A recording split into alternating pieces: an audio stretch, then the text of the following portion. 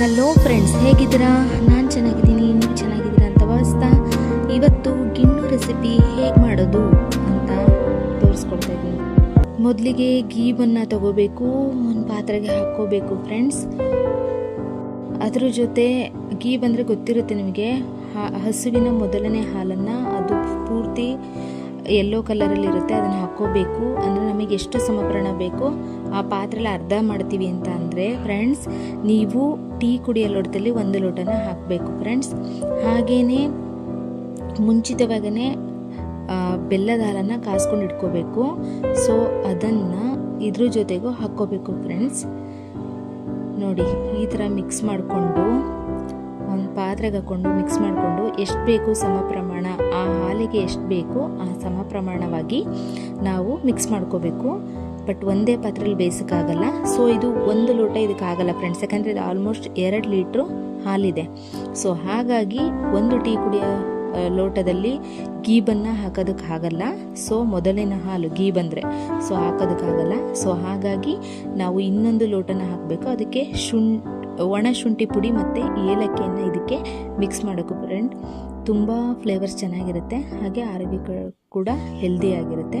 So ಈ ಥರ mix ಮಾಡಿಕೊಂಡು ನೋಡಿ, ಚೆನ್ನಾಗಿ ಮಿಕ್ಸ್ ಮಾಡಬೇಕು. ಸೊ ಸ್ವೀಟ್ ಕರೆಕ್ಟಾಗಿದೆಯಾ, ಕೆಲವರು ಸ್ವೀಟ್ ಜಾಸ್ತಿ ತಿಂತಾರೆ, ಕೆಲವರು ಕಡಿಮೆ ತಿಂತಾರೆ. ಸೊ ಸ್ವೀಟ್ ಹೇಗಿದೆ ನೋಡಿಕೊಂಡು ಒಂದು ಕುಕ್ಕರಲ್ಲಿ ಫ್ರೆಂಡ್ಸ್ ಈ ಥರ ನೀರು ಹಾಕಿಬಿಟ್ಟು, ನಾರ್ಮಲಾಗಿ ಗೊತ್ತೇ ಇರುತ್ತೆ ನಿಮಗೆ, ಈ ಥರ ನೀರು ಹಾಕಿಬಿಟ್ಟು ಬೇಯೋದಕ್ಕೆ ಇಡಬೇಕು. ಸೊ ನೋಡಿ, ಆ ಕಡೆ ನಾನು ಇನ್ನೊಂದು ಪಾತ್ರೆಯಲ್ಲಿ ಹಾಲನ್ನು ತೆಗೆದಿಟ್ಕೊಂಡಿದ್ದೀನಿ. ಇದರಲ್ಲಿ ಎಷ್ಟು ಬೇಕೋ ಅಷ್ಟು ಮಾತ್ರ ನಾನು ತೆಗೆದಿಟ್ಕೊಂಡಿದ್ದೀನಿ ಫ್ರೆಂಡ್ಸ್. ಸೊ ಇವಾಗ ಮುಚ್ಚುತ್ತೀನಿ. 2 ವಿಷಲು ಫ್ರೆಂಡ್ಸ್.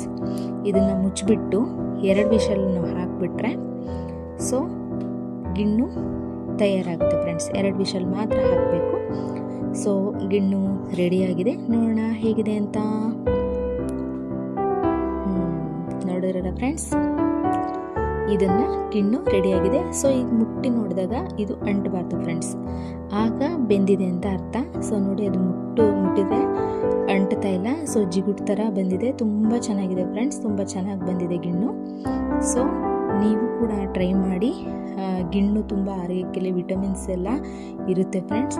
ಸೊ ಟ್ರೈ ಮಾಡಿ. ಹಾಗೆಯೇ ಇನ್ನೊಂದು ಪಾತ್ರೆಯಲ್ಲಿ, ಸಣ್ಣ ಪಾತ್ರೆಯಲ್ಲಿ ನಾನು ತೆಗೆದಿಟ್ಟಿದ್ದೆ, ಇದಕ್ಕೂ ಕೂಡ ಗೀ ಮಿಕ್ಸ್ ಮಾಡಿ ಎಲ್ಲ ಮಿಕ್ಸ್ ಮಾಡಿ ಇದನ್ನು ಕುಕ್ಕರಲ್ಲಿ ಹಾಕಿಟ್ಟಿದ್ದೀನಿ ಫ್ರೆಂಡ್ಸ್.